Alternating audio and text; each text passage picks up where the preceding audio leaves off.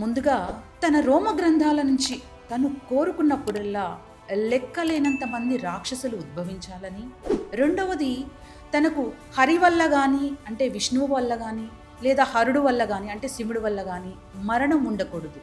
ఈ ఇద్దరి పురుషుల కలయిక వలన పుట్టిన బిడ్డ చేతిలో మాత్రమే తనకు మరణం సంభవించాలని, మూడవది తనను సంహరించేవాడు సామాన్య మానవుని రూపంలో 12 సంవత్సరాల పాటు భూమిపై సాధారణ జీవితాన్ని గడపాలని, కేవలం తను భూమిపై ఉన్నప్పుడు మాత్రమే తనకు మరణం సంభవించాలని కోరుకుంది. మరి ఇద్దరు పురుషుల కలయికతో బిడ్డ పుట్టడం ప్రకృతి విరుద్ధమని, అది అసాధ్యమని భావించినటువంటి మహిషి తన హృదయంలో అహంకారం బాగా పెరిగిపోయింది. ఈ లోకంలో తననింకా చంపగలిగినటువంటి శక్తి లేదు అన్న గర్వంతో ముల్లోకాలను హింసించడం ప్రారంభించింది.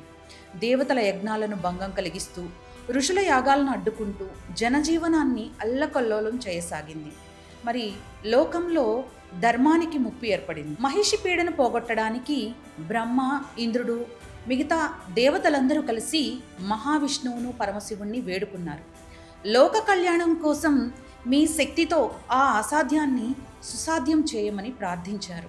అప్పుడు ధర్మాన్ని స్థాపించడానికి పరమశివుడు మరియు విష్ణువు ఒక సంకల్పాన్ని తీసుకున్నారు. మరి మహిషి యొక్క వరం విన్న దేవతలు ఇప్పుడు ఏం చేయాలి అని ఆలోచనలో పడ్డారు. కానీ దైవ సంకల్పం అప్పటికే సిద్ధమైపోయింది.